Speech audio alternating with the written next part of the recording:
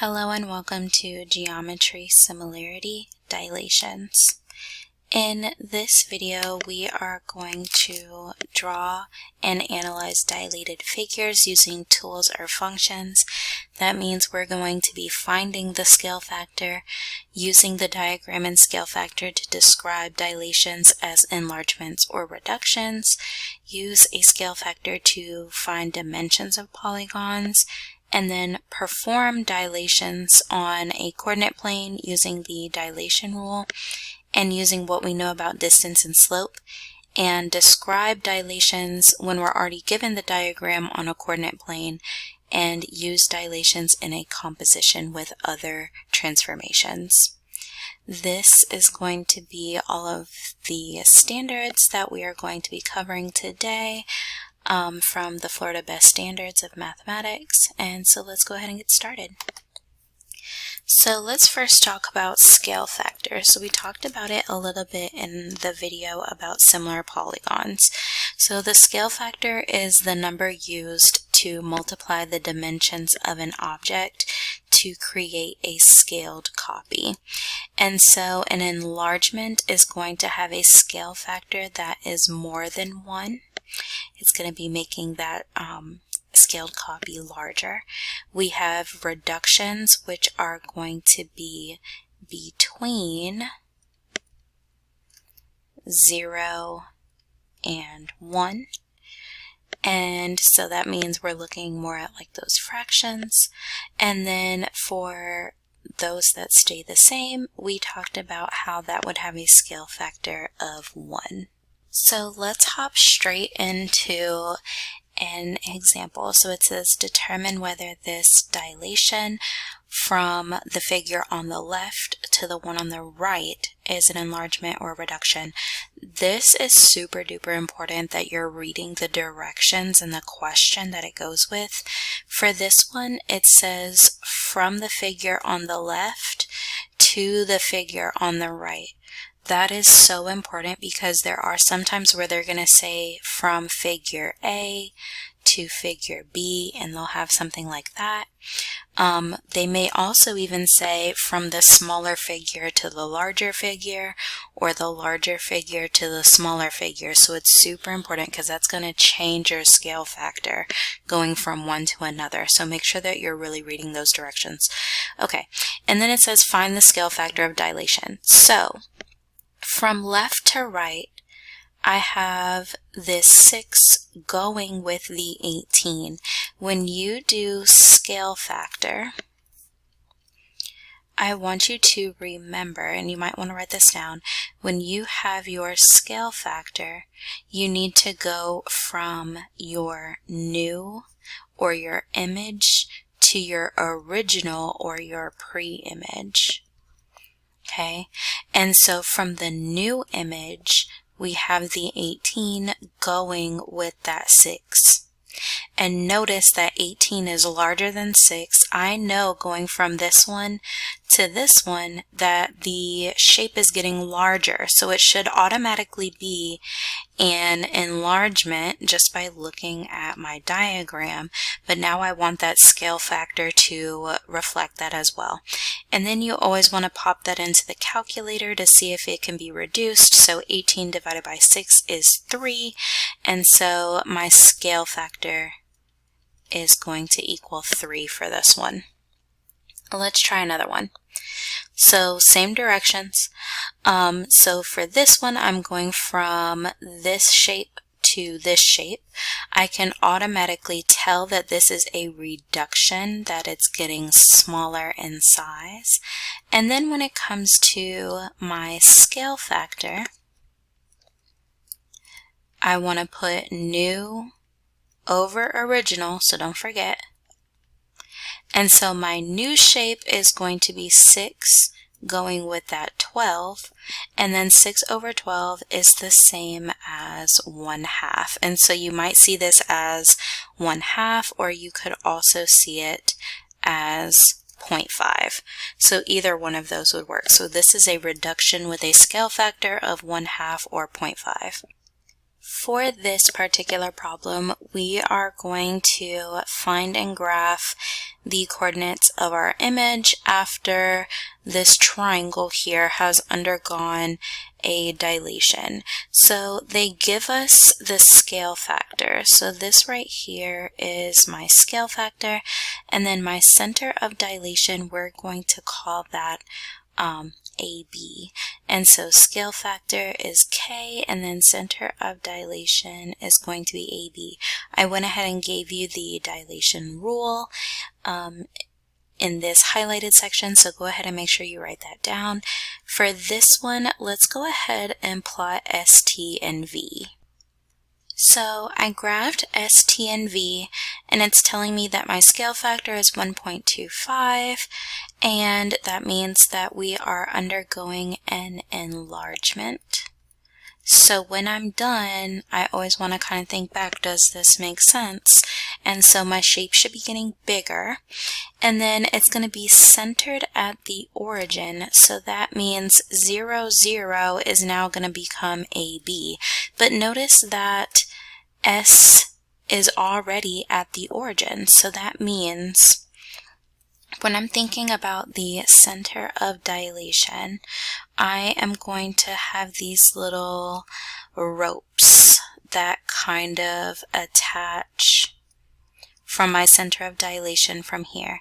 And what happens is either V is going to either travel towards S or my center of dilation if it's a reduction, and then I'm going to expand this out, and it could go this way, pulling outwards away from S if it's an enlargement.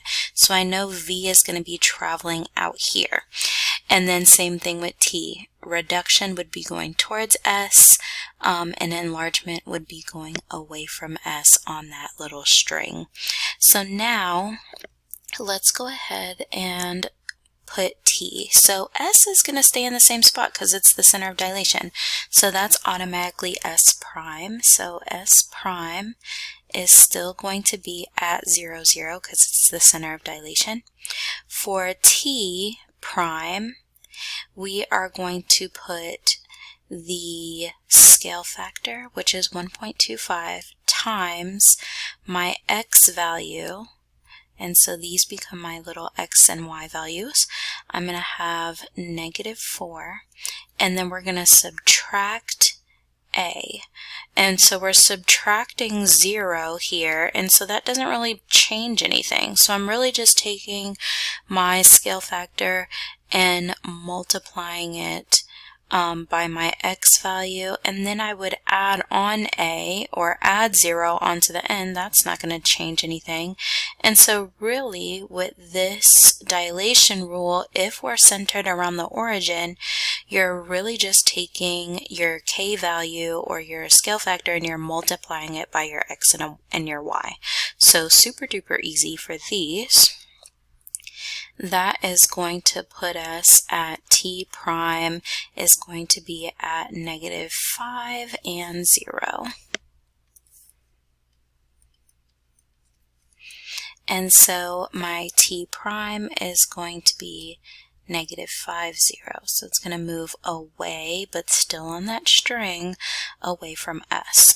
And then for V, I'm going to do the same thing.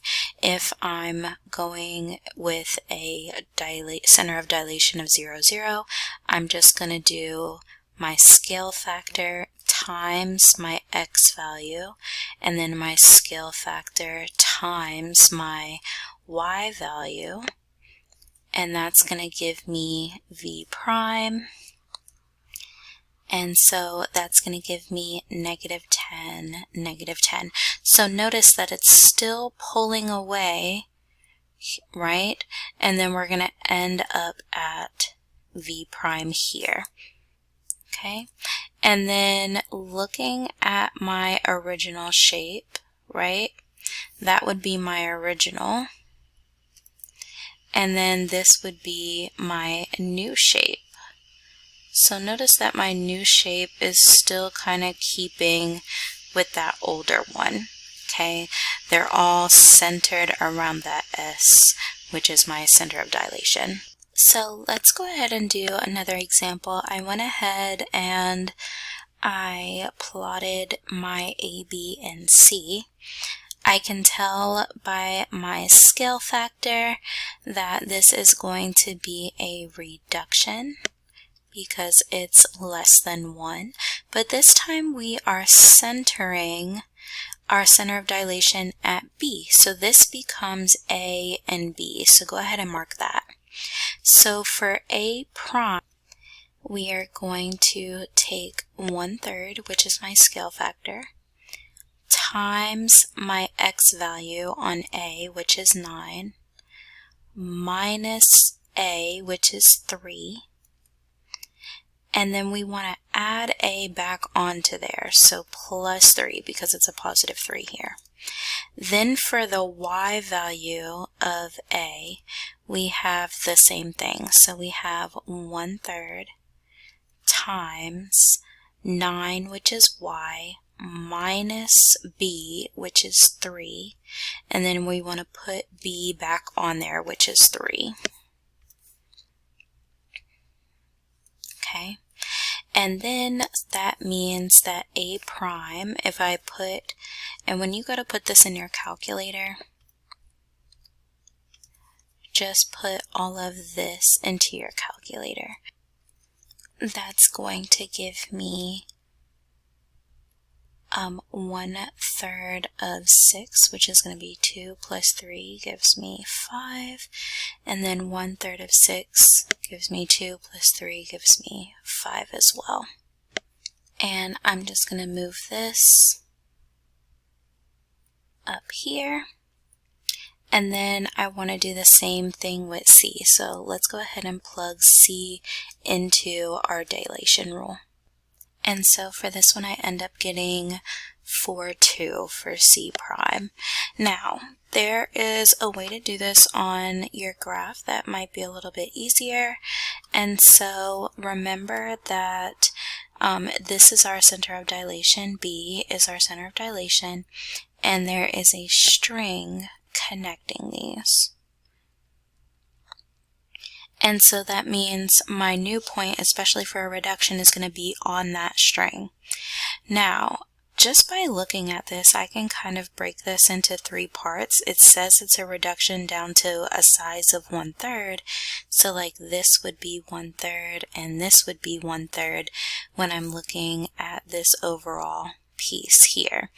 But if that's not as easy to see, okay, I could also think about how far it would take me to get to A from B. So thinking of kind of about slope, right? I would have to go up 6 and then over 6. 1/3 of that would be up 2 and over 2, and I end up here. So I have 6 going here, and 1/3 of that would be 2. And I know that it has to be somewhere on this line, and so that's a quick way to kind of do that. Let's kind of do that same thing with C. So with C, I could think about this is 1/3, that's 1/3, and so I want my shape to be 1/3 of that whole string starting with B, and I would put C prime here. But if I was thinking like how far would it take for me to get from B to C, I would have to go over 3 and down 3. 1/3 of that would be 1 and 1, and I would still end up in that same place. And so that's kind of just like a quick way to think about it. Now, make sure that you kind of think and check through your answer as you go. This piece needs to be 1/3 of that overall shape. And so a lot of people make the big mistake of reducing it by 1/3, and then they end up with A prime being here. But when I think about my overall shape, that would only be 2/3 of my original shape, not 1/3. So kind of just go back and check. If this piece to get from here is 6, okay, 1/3 of that would be 2. I'm not going to start at A and go down, over 2 and down 2, I want to start with my center of dilation, so just kind of be careful with that.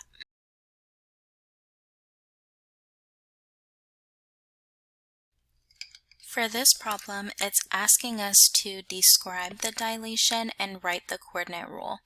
So for this one, we can see that going from J to J prime, remember it's going to happen on that same line or that same string pulling from the center of dilation. So we can see that all of these, K and K prime, are pulling on that string from P, and we can see that P and P prime are in the same place.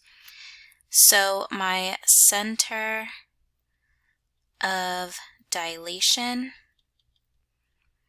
is going to be point P, and you could even add where that is, and so that's going to be 3, 2. And then from here, we want to figure out whether this is an enlargement or a reduction, and so we can see that if P is our center of dilation, we have J, and then J prime is further from the center of dilation, so that's going to be an enlargement.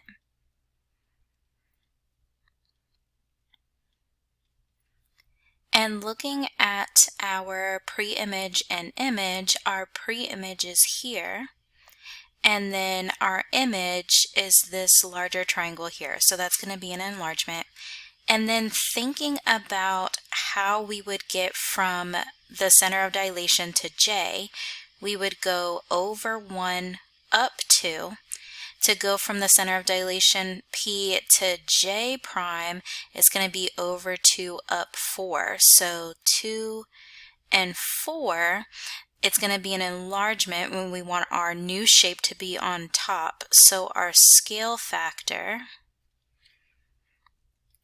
is going to be 4 over 2. If we thought about it this way, to get from P to J, we're going over 1, right? To get to J prime, we're going over 2. And so you can kind of think of it that way, and that's kind of a cheat sheet way of doing it. You could always do the distance formula. And when you do the distance formula, you take this distance here, and you have this distance here, and you're putting the distance from P prime to J prime over the distance of P to J. And that'll still give you the same scale factor. And so our scale factor for this is going to be 2. If we look at K to P, same thing, going downwards here, that's 4 and 2. And so that's an easy way to do it.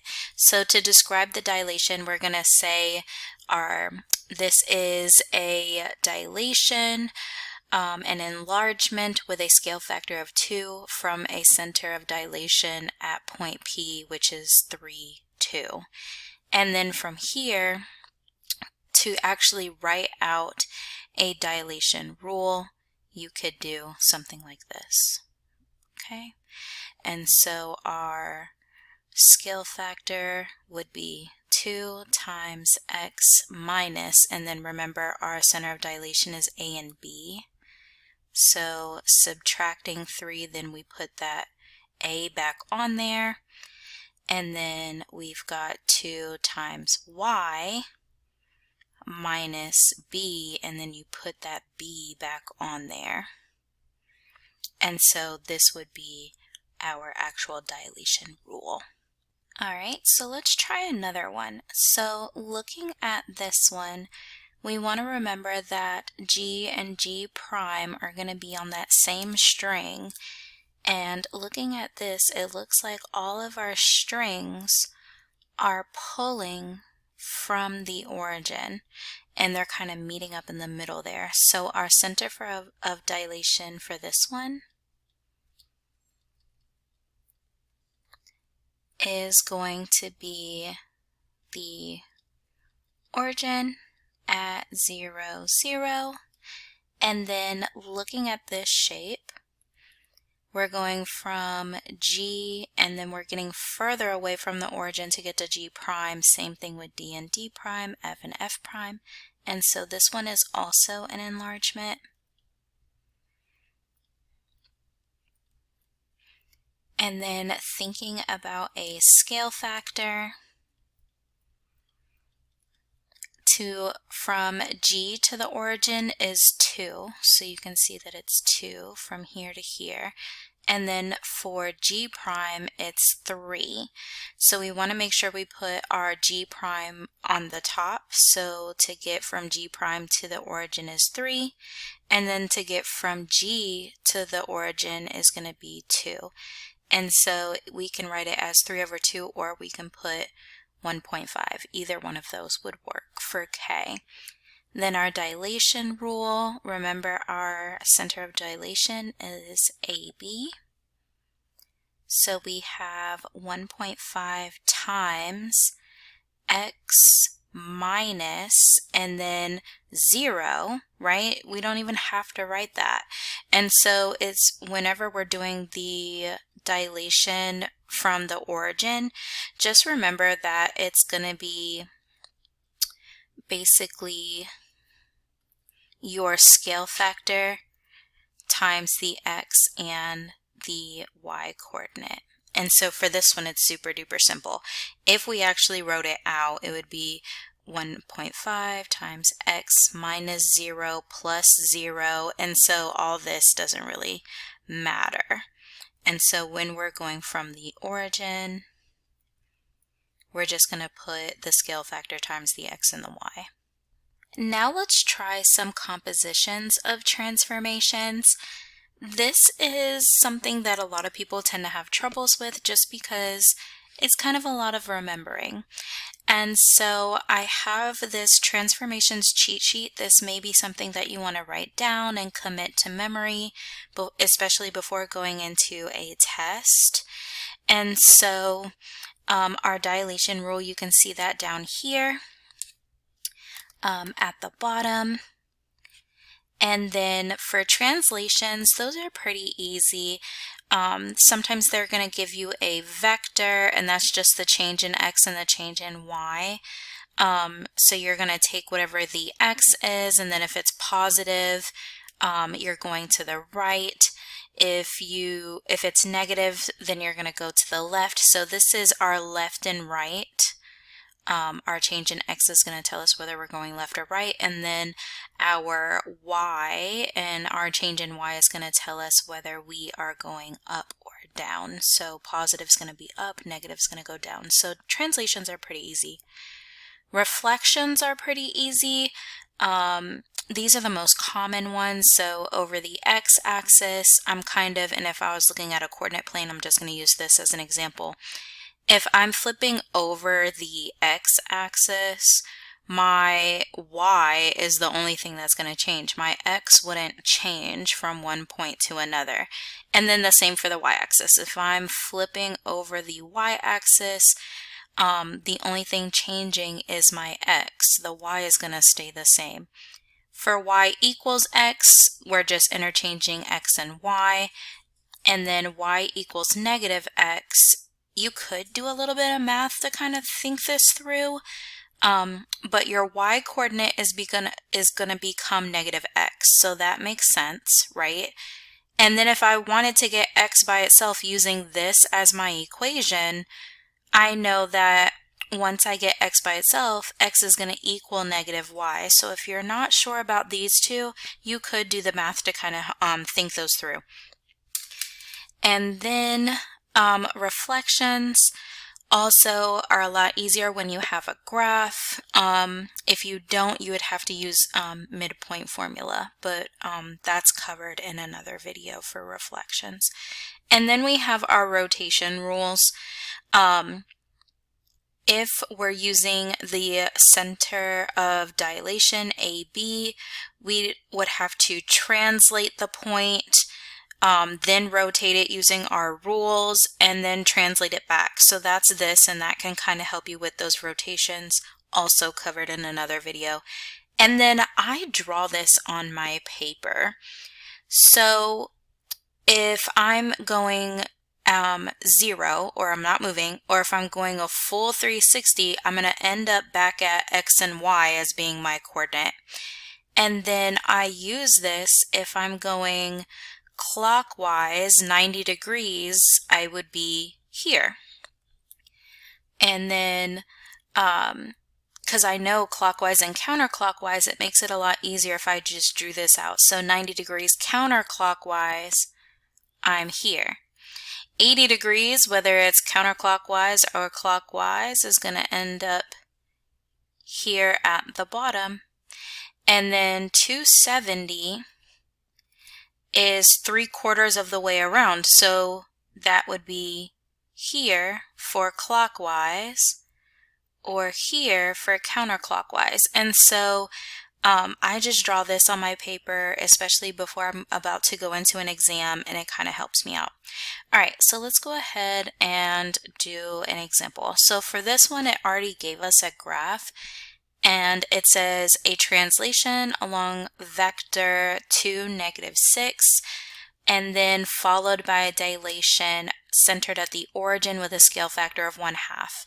Okay, so let's first start out with our translation. So remember, this is telling me left or right, and then this is telling me either up or down. So if you kind of think of it this way, you're adding 2 to the x coordinate, and then you're subtracting 6 from your y coordinate. We're going to go right 6, or right 2, and then we're going to go down 6. And so that would put P here, okay? And then we're just going to do that with all of them. So Q, we're going to go to the right 2 and down 6. And then T over 2, down 6. And then the same with R. And notice that with these rigid transformations, the size of my shape is not changing. And so just doing my translation, it shouldn't have changed. And then from here, we're doing a dilation with this as the center of my origin. And it says that we're doing a scale factor of 1/2. So now I want P prime to be halfway between P and the origin. And so this becomes my P prime. And then for T, I want it to be halfway, right? And so halfway between here and the origin puts me at going up 2 and then over 1, okay? And that's going to give me T prime. And then Q, same thing, up 2 over 2, half of that would be up 1 over 1.